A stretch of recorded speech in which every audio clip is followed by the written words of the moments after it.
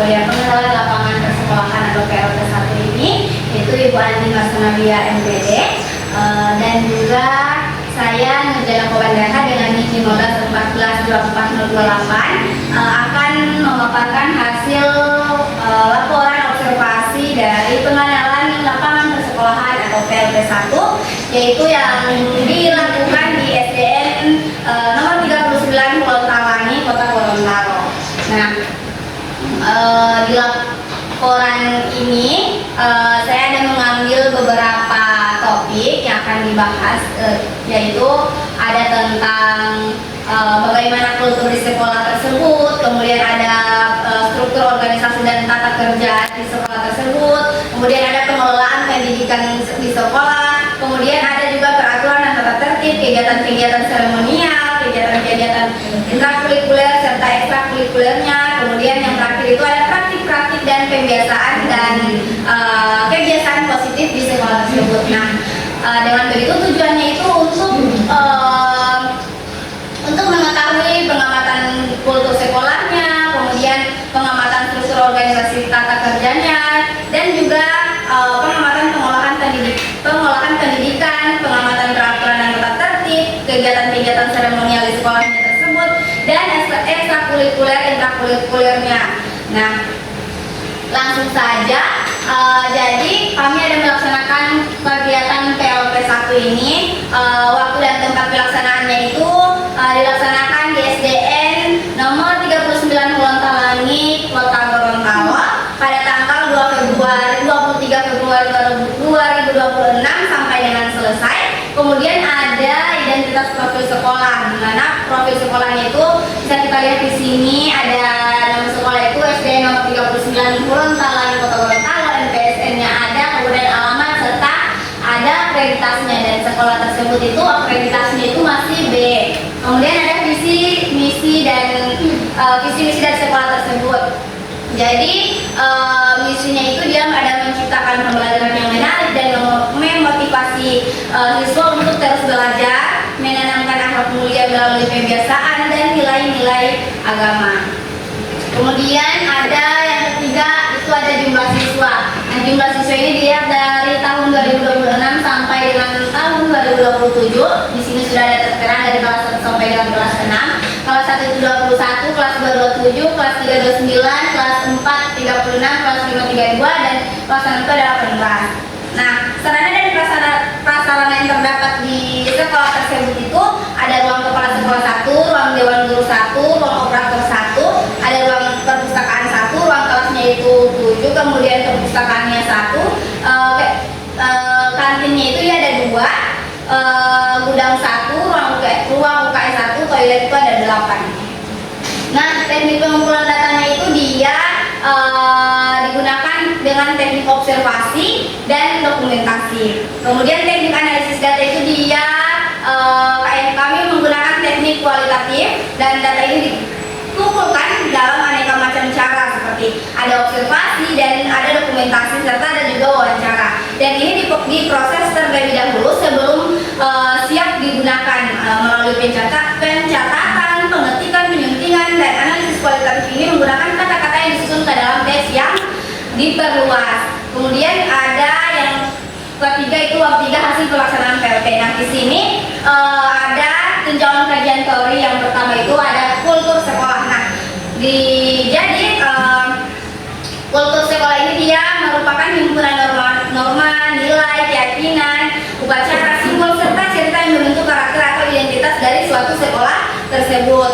Nah, jadi dari berdasarkan hasil pengamatan kami di sekolah tersebut itu ada penerapan itu 5S, senyum, sapa, salam, sopan santun, kemudian ada kebiasaan ibadah bersama, serta ada juga 5K, penerapan 5K yang meliputi kebersihan, keamanan, ketertiban, keindahan, dan kekeluargaan.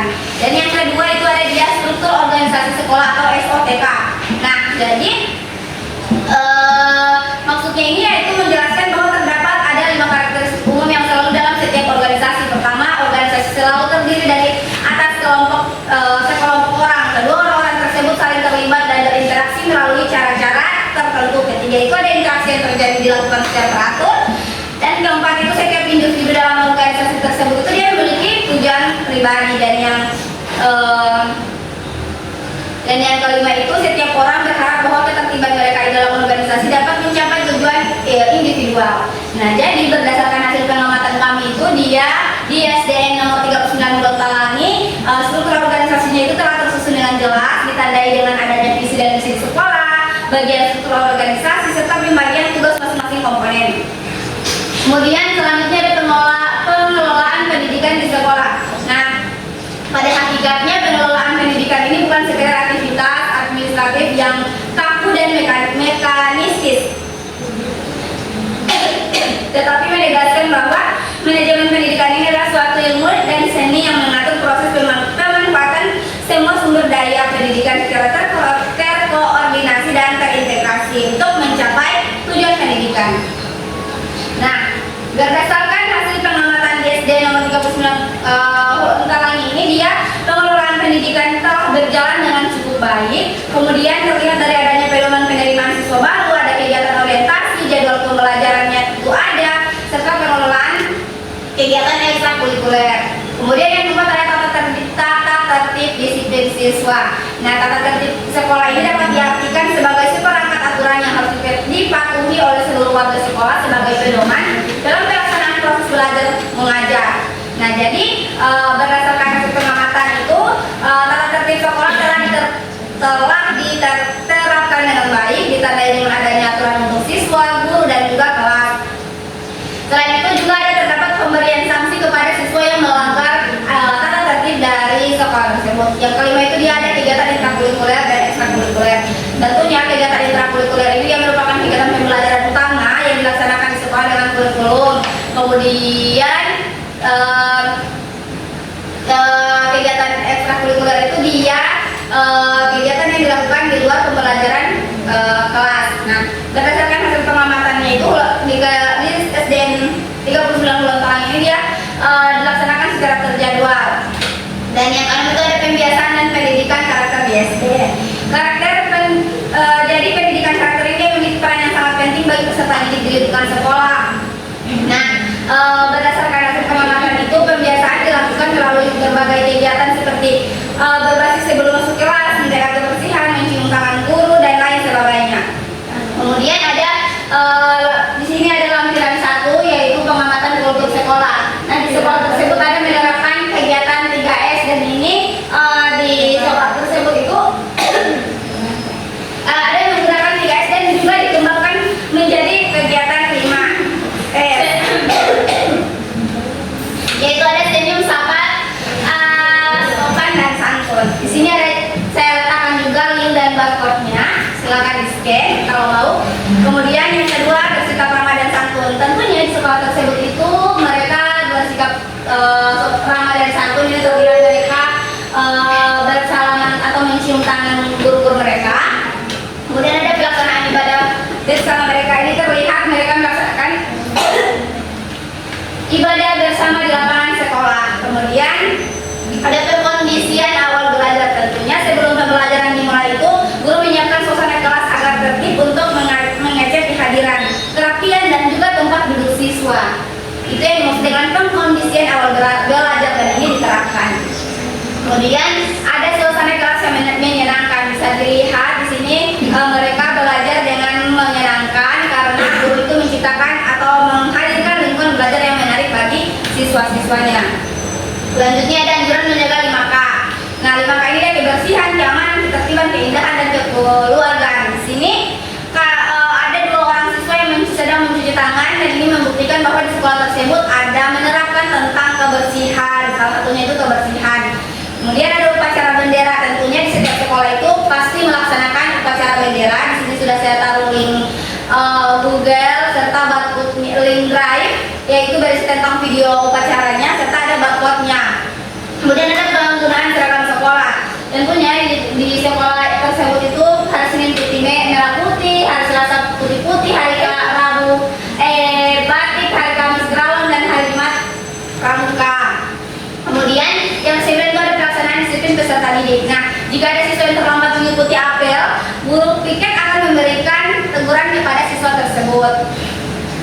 Kemudian ada disiplin guru. Nah, kedisiplinan guru ini terlihat dari kebiasaan dapat tepat waktu, mengajar sesuai jadwal, serta berpartisipasi dalam pelaksanaan upacara bendera. Jika ada guru yang terlambat, kepala sekolah akan memberikan sanksi berupa teguran. Kemudian ada anjuran memanfaatkan waktu. Mereka di sini memanfaatkan waktu untuk bekerja sama dalam mengerjakan tugas yang diberikan oleh gurunya. Kemudian yang ke-12 itu ada tercipta suasana yang tenang dan nyaman untuk belajar. Sini terlihat mereka belajar dengan tenang. Kemudian ada lampiran 2. Nah, di sini ada visi dan misi sekolah. Di sekolah tersebut terdapat visi dan misi di sekolah. Sudah saya baca di awal tadi. Kemudian ada sosialisasi visi dan misi di sekolah. Nah, dari penjelasan guru tersebut, sosialisasi itu dilaksanakan dengan penyampaian dan visi misi di sekolah melalui rapat bersama orang tua siswa, dan ini dilakukan melalui brosur serta secara langsung kepada masyarakat yang berada di lingkungan sekolah tersebut. Ada juga bagian struktur organisasi sekolah. Ini sudah terlihat ada bagian strukturnya. Kemudian ada deskripsi tugas untuk masing-masing komponen organisasi sekolah. Ini juga ada. Kemudian ada sosialisasi program kerja sekolah. Nah, begitupun ini dari penjelasan guru sekolah tersebut, sosialisasi program kerja sekolah itu dia melalui sosialisasi dari sekolah kepada siswa. Ada juga sosialisasi tata tertib. Di sini tidak ada fotonya, tapi berdasarkan dari penjelasan guru tersebut itu, sosialisasi tata tertib sekolah itu dilaksanakan saat rapat antar siswa dan guru di sekolah. Kemudian ada sarana dan prasarana. Sarana dan prasarananya itu ada papan tulis, kemudian ada smartboard, ada sumber belajar seperti buku, kemudian ada lingkungan belajar yang kondusif dan nyaman, kemudian ada ruang kelas, ada ruang kepala sekolah, ruang guru, perpustakaan, kantin, dan juga lapangan upacara, serta ada UKS dan tempat ibadah, serta ada juga toilet atau kamar mandi. Nah, jadi kemudian ada lampiran 3, itu pengamatan pengelolaan pendidikan. Nah, di nomor 1 ini ada pengelolaan penerimaan peserta didik baru. Nah, dari penjelasan guru tersebut itu sebenarnya terdapat pedoman penerimaan peserta didik baru yang menjadi acuan dalam menentukan kriteria siswa yang dapat diterima di kelas 1 SD tersebut. Kemudian yang kedua itu ada pedoman orientasi peserta didik baru. Begitupun ini juga tidak ada dokumentasi, tapi dari penjelasan guru tersebut itu terdapat pedoman orientasi peserta didik baru sebagai acuan kegiatan pengenalan lingkungan sekolah. Kemudian ada pelaksanaan orientasi peserta didik baru, ada dokumen presensi peserta didik sekolah, serta ada pelaksanaan organisasi sekolah. Ini terkait ekstrakurikuler, kegiatan pramuka. Kemudian ada pelayanan peserta didik, bimbingan konseling, pelayanan perpustakaan dan koperasi siswa. Nah, jadi pelayanan peserta didik itu dilakukan oleh wali kelas, dan oleh wali kelas nasihat dan bimbingan itu selalu diberikan kepada mereka. Kemudian ada jadwal piket di kelas. Ini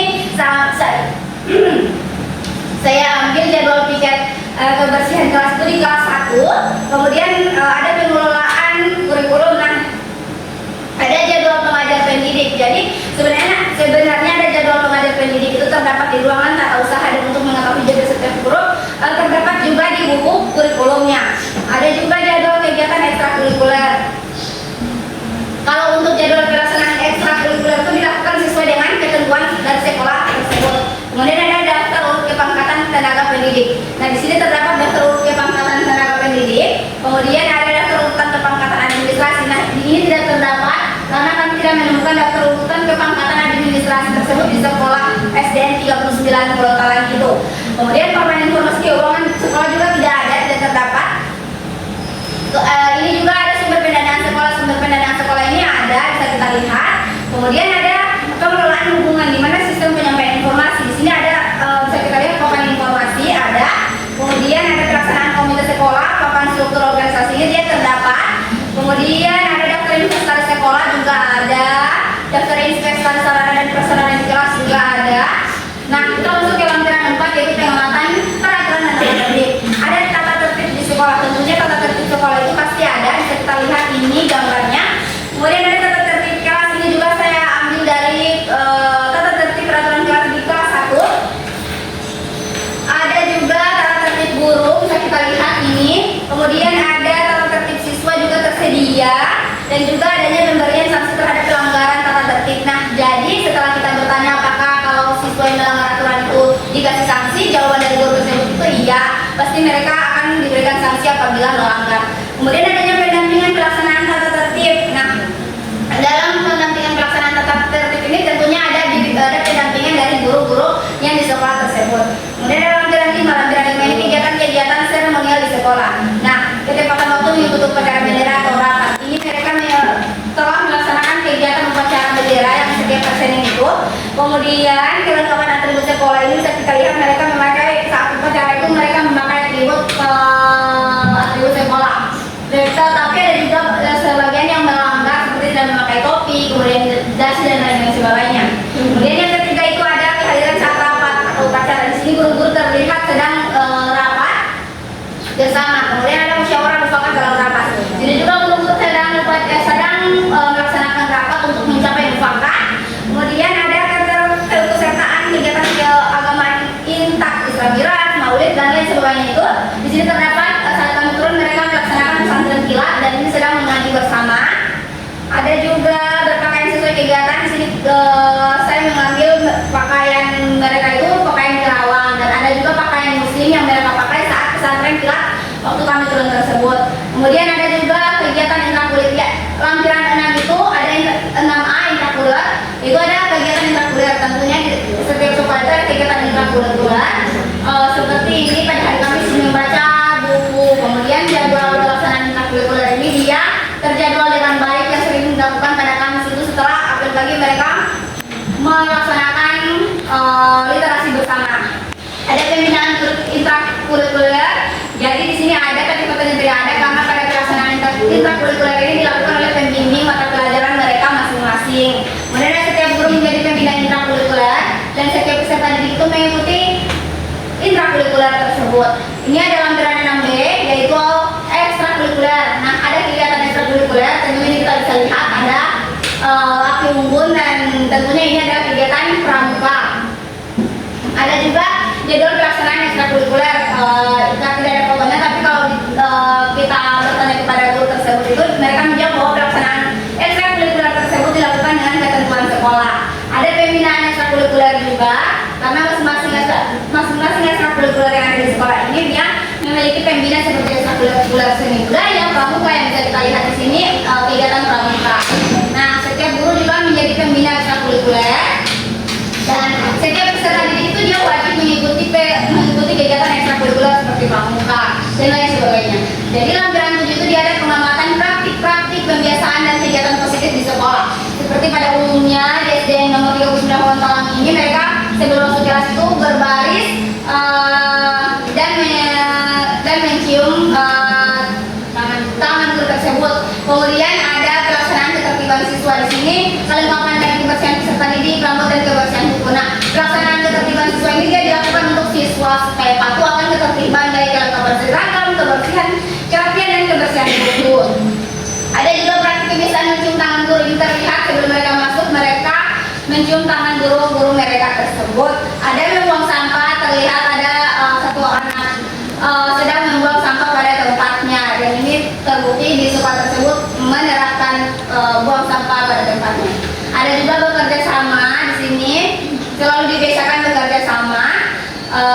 Kemudian itu lampiran terakhir dari saya dan selanjutnya akan masuk di kesimpulan. Nah, dari pelaksanaan kegiatan PRP di SDN nomor 39 Gorontalo ini, Kota Gorontalo dapat disimpulkan bahwa kegiatan ini bertujuan untuk memberikan pengenalan kepada mahasiswa mengenai berbagai aspek dalam dunia pendidikan di satuan pendidikan. Seperti yang sudah saya sebutkan tadi ada kultur budaya, ada SOTK, seremonial, praktik dan lain sebagainya itu. Kemudian ada saran yaitu perlu adanya perubahan strategi dalam proses pembelajaran yang dapat menarik minat siswa serta kreativitas dan kesabaran guru dalam menghadapi berbagai karakteristik masing-masing siswanya. Guru-gurunya itu pun harus mampu mengaplikasikan perangkat pembelajaran yang telah disusun dengan baik, bukan hanya pembelajaran yang berfokus pada penyampaian materi dan pemberian tugas saja. Kemudian ini ada lampiran surat permohonan ini kesediaan lokasi observasi PLP1 kami, ada juga dokumentasi dan sampai di situ saja pemaparan materi atau pemaparan hasil observasi di sekolah SDN 39 Kota Gorontalo ini. Saya ucapkan terima kasih. Wassalamualaikum warahmatullahi wabarakatuh.